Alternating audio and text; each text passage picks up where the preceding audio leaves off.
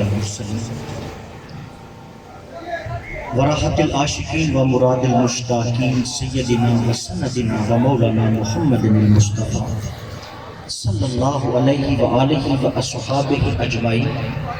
اما بعد فقد قال اللہ تعالی فی القرآن المجید اعوذ باللہ من الشیطان الرجیم بسم اللہ الرحمن الرحیم وما كان اللہ لیعذبهم وانت فیہم صدق اللہ العظیم والصلاة والسلام علی سید الانبیاء والمرسلین.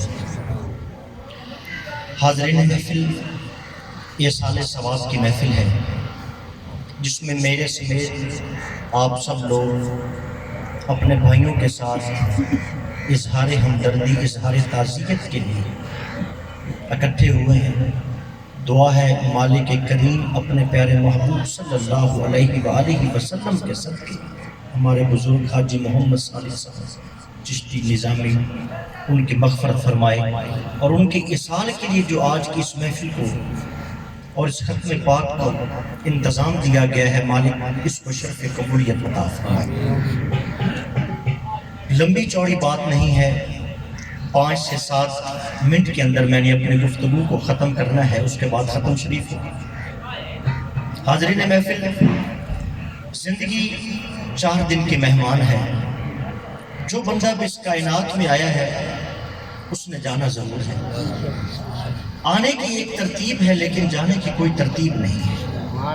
پہلے دادا آتا ہے، پھر باپ آتا ہے، پھر اس کے بعد بیٹا پیدا ہوتا ہے، لیکن جانے کی کوئی ترتیب مالک نے نہیں رکھی. جس کا وقت آ جاتا ہے وہ اس دنیا کو چھوڑ کر اپنے خالق حقیقی سے جا سکتا ہے. شاہ صاحب میرے ساتھ موجود ہیں.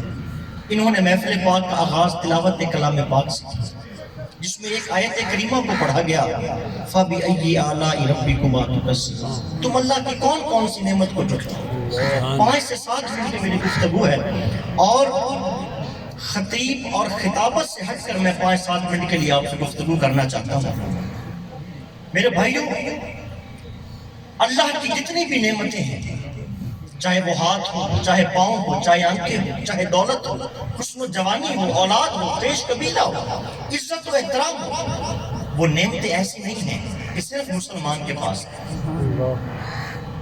وہی نعمتیں ہمارے پاس بھی ہیں، اور وہی نعمتیں ایک ہندو کے پاس بھی ہیں، وہی نعمتیں ایک عیسائی کے پاس بھی ہیں، وہی نعمتیں ایک یہودی کے پاس بھی ہیں.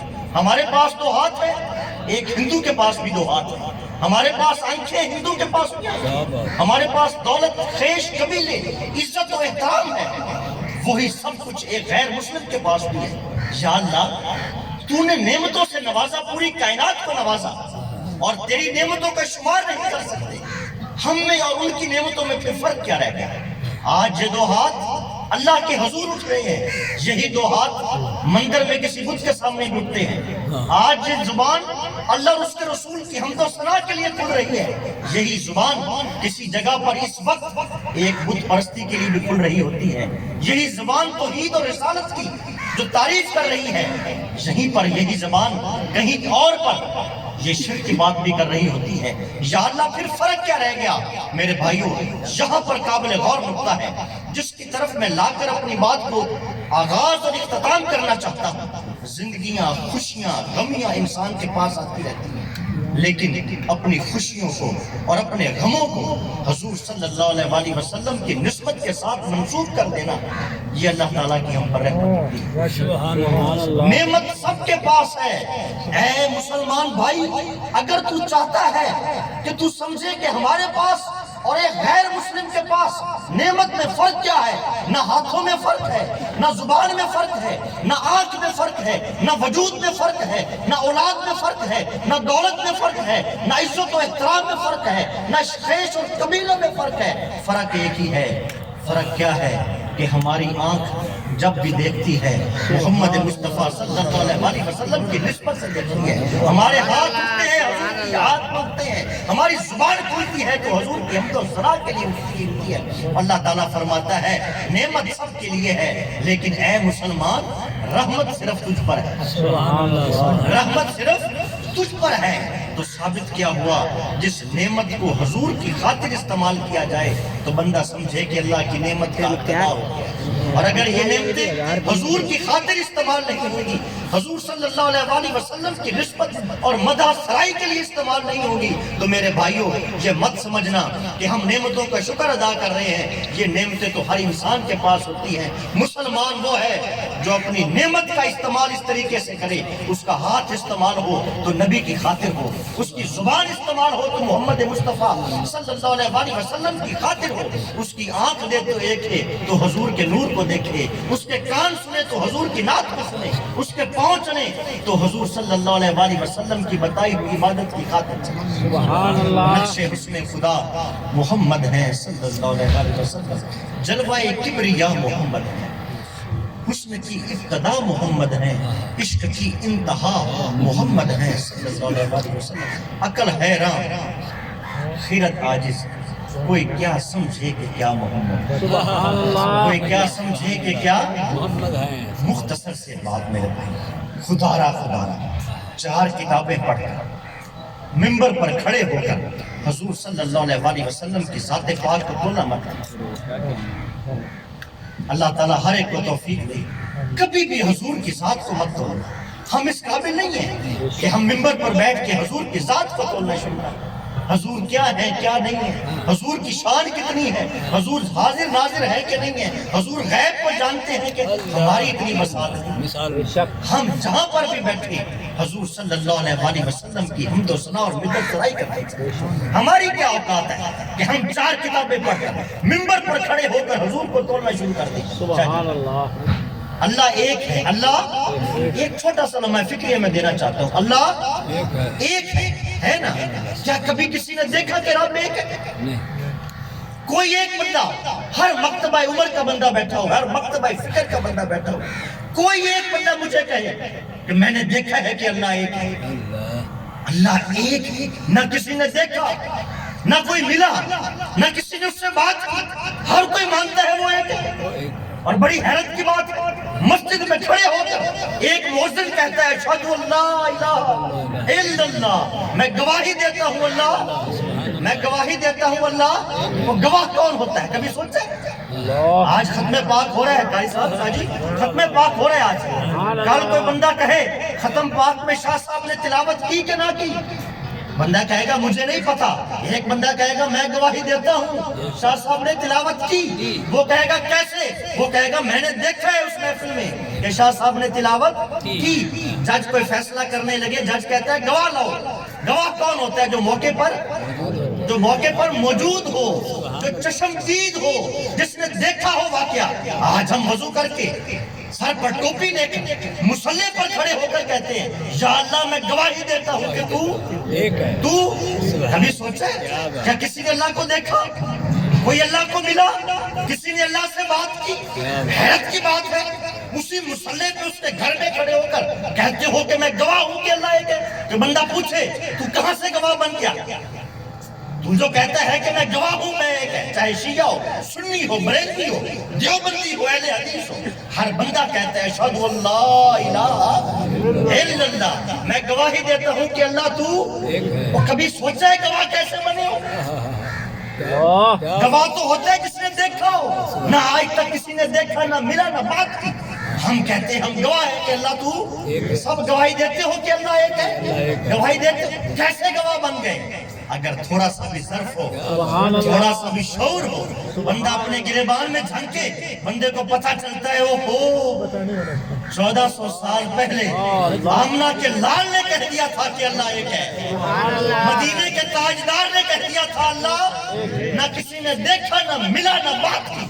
مجھ اور آپ سمیت ہر کوئی کہتا ہے اللہ، اور جس کے کہنے پر بن دیکھے خدا کو ہم ایک مانتے ہیں، اس شخصیت کو سٹیج پر کھڑے ہو کر تولا نہیں جاتا، اس کو تولا نہیں جاتا، اس کو صرف مانا جاتا ہے۔ میں یہ کہتا ہوں فرقے بندیوں سے باہر آ کر، فرقے بندیوں سے باہر آ کر حضور سے صالحانہ محبت اور عشق، حضور سے پیار کر، خدا را علم حضور کی میراث۔ عالم کون ہے کبھی سوچے؟ یہ ہماری عزتیں، یہ ٹوپیاں، یہ چادریں، یہ کہاں کی رونقی؟ کبھی سوچے؟ پیر، فقیر، محدث، مفکر، عالم، مولوی، امام، سب کو عزتیں کہاں سے ملی؟ کبھی سوچے؟ سب کو عزتیں دینے والی ایک ہی ذات ہے، دی اللہ نے ہے، لیکن دی محمد مصطفیٰ صلی اللہ علیہ وسلم کے وسیلے سے۔ بے شک کوئی حضور کی بات کو یاد کر لے وہ حافظ ہو جاتا ہے، کوئی حضور کی بات کو بیان کر دے وہ قاری ہو جاتا ہے، کوئی حضور کی بات کو ترنم سے پڑھ دے وہ نعت خواں ہو جاتا ہے، کوئی حضور کی بات کو سمجھ جائے وہ پیر فقیر اور عارف ہو جاتا ہے، کوئی حضور کی بات کو یاد کر لے وہ محدث اور مفکر ہو جاتا ہے۔ یہ ساری باتیں حضور کے دم سے ہیں، اور جن کی باتوں کو بیان کر کر بندہ قاری اور عالم بن جائے، جن کی باتوں کو یاد کر کے بندہ حافظ مفسر اور محدث بن جائے، اس ہستی کو سٹیج پر کھڑے ہو کر تولا نہیں جاتا۔ یہ نہیں کہا جاتا وہ ہم میں ہے کہ نہیں ہے، وہ غیب ہے کہ نہیں ہے، وہ حاضر ہے کہ نہیں ہے، وہ غیب پہ ہمیں کیا پتا وہ کیا ہے۔ اللہ عقل حیران خرد آج اس کوئی کیا سمجھے کہ غیب نہیں جانتے، اس سے بڑا غیب کیا ہو سکتا ہے؟ انہوں نے بتایا اللہ ایک ہے، اللہ کیا بات جو ہستی یہ بتا دے اللہ ایک ہے، جس اللہ کو آج تک کسی نے دیکھا نہیں، اس ہستی کے متعلق کہنا کہ وہ غیب کو نہیں جانتے، وہ جو اللہ کا پتہ بتائے اس سے بڑھ کر غیب کی خبر بتانے والا کون ہو سکتا ہے؟ سبحان اللہ بڑی حیرت ہوتی ہے۔ میں بات کو اختتام کرتا ہوں وعدے کے مطابق، جی حاضر ہیں کہ نہیں ہے؟ وہ جی سنی تم تو کہتے ہو وہ حاضر ناظر ہے، وہ کہاں حاضر ناظر ہے؟ اور میرے بھائیوں چھوٹی سی ایک بات ہے، اللہ قرآن مجید میں فرماتے ہیں وَمَا كَانَ اللَّهُ لِيُعَذِّبَهُمْ وَأَنْتَ فِيهِمْ، اے محبوب میں ان کو عذاب نہیں دوں گا، میں ان کو عذاب، یا اللہ حضور سے پہلے آخری میری بات ہے، حضور سے پہلے جتنی امتیں آئیں کتنے عذاب ہوئے؟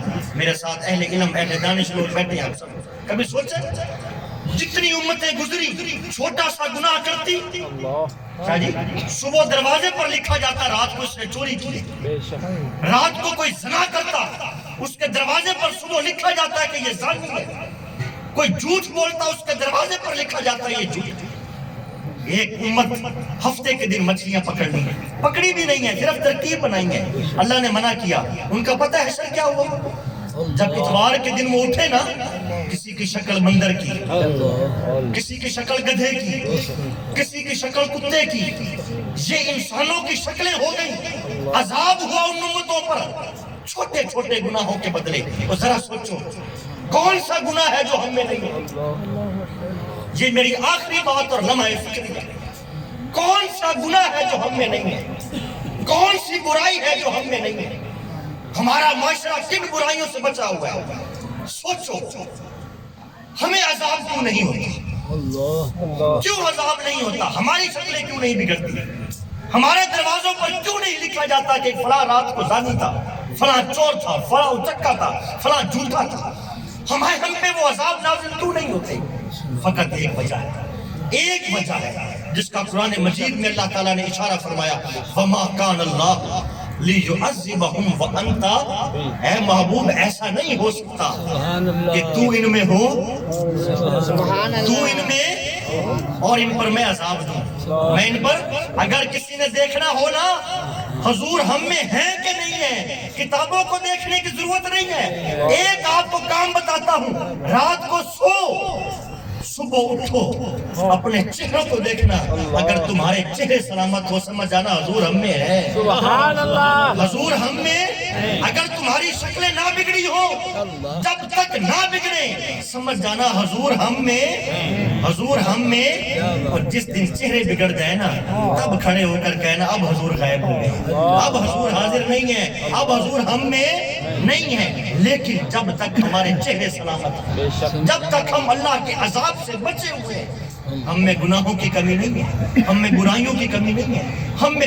فتنے اور فسادات کی کمی نہیں ہے، ہم پر رحمت ہے تو صرف ایک ہے کہ ہم حضور کی نسبت رکھنے والے ہیں۔ تو میرے بھائیوں خدارہ ختم شریف کا وقت ہے، یہ سال ثواب کی محفل ہے، نیکی انسان جتنی مالک توفیق دیتا ہے کر لیتا ہے، ایک کام کبھی بھی نہ چھوڑنا، کبھی بھی حضور صلی اللہ علیہ وسلم کی محبت پر کمپرومائز نہ کرنا۔ تمام مکتبہ فکر اور مکتبہ علم کے جو لوگ بیٹھے ہوئے، چاہے کوئی شیعہ ہے، کوئی سنی ہے، کوئی دیوبندی ہے، کوئی بریلوی ہے، کوئی اہل حدیث ہے، ایک بات کو یاد رکھنا، شیعہ کے پاس بھی باتیں حضور کی، بریلویوں کے پاس بھی باتیں حضور کی، سنیوں کے پاس بھی کرنے کو باتیں حضور کی، اہل حدیث کے پاس بھی باتیں حضور کی۔ وہ سب کے پاس جب باتیں ہی حضور کی ہیں تو حضور کو کیوں چھوڑا جائے، حضور سے محبت میں کیوں کمی کی جائے؟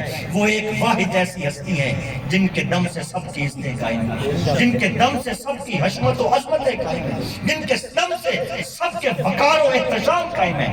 خدارا حضور کی محبت پر کبھی کمپرومائز نہ کرنا۔ اللہ تعالیٰ فرماتا ہے میں سب کچھ معاف کر دیتا ہوں، فقط ایک محمد مصطفیٰ اپنے محبوب صلی اللہ علیہ وسلم کی بے ادبی نہیں کی، اپنی آوازوں کو دھیما رکھو۔ فرمایا اس حد تک ادب کرو، منبر پر کھڑے ہو کر اونچی اونچی چیخ اور چلا کر حضور کی شان کو کم بیان کرنا تو دور کی بات ہے، فرمایا اپنی آوازوں کو بھی دھیما رکھو، اپنی آوازوں کو بھی۔ انشاءاللہ کیا ہوگا؟ اللہ فرماتے ہیں انتحبط اعمالکم، تمہارے اعمال حبط کر دوں گا، تمہارے اعمال حبط کر دوں گا، ضبط نہیں، قابل غور بات، ضبط نہیں، فرمایا کیا؟ حبط، حبط، حبط، پتہ ہے حبط کیا ہوتا ہے؟ ایک ہوتا ہے ضبط، ایک ہوتا ہے حبط۔ جب بھی کوئی پولیس موبائل فون پکڑتی ہے اس کو ضبط کر دیتی ہے، موٹر سائیکل پکڑتی ہے اس کو ضبط کر دیتی ہے، لیکن جب بھی پولیس کوئی نشے آور چیز کو پکڑتی ہے نا اس کو ضبط نہیں کیا جاتا۔ پاکستان کا قانون ہے اس کو حبط کیا جاتا ہے۔ کیا کیا جاتا ہے؟ حبط کیا ہوتا ہے؟ اس نشے کی چیز کو اکٹھا کر کے اس کو آگ لگانی ہوتی ہے، اس کو جلانا ہوتا ہے۔ اللہ فرماتا ہے لوگو میرے محبوب کی شان میں آواز اونچی نہ کرنا، گستاخی میں۔ یا اللہ کیا ہوگا؟ ان تحبط اعمالکم، میں تمہارے اعمال کو حبط کر دوں گا۔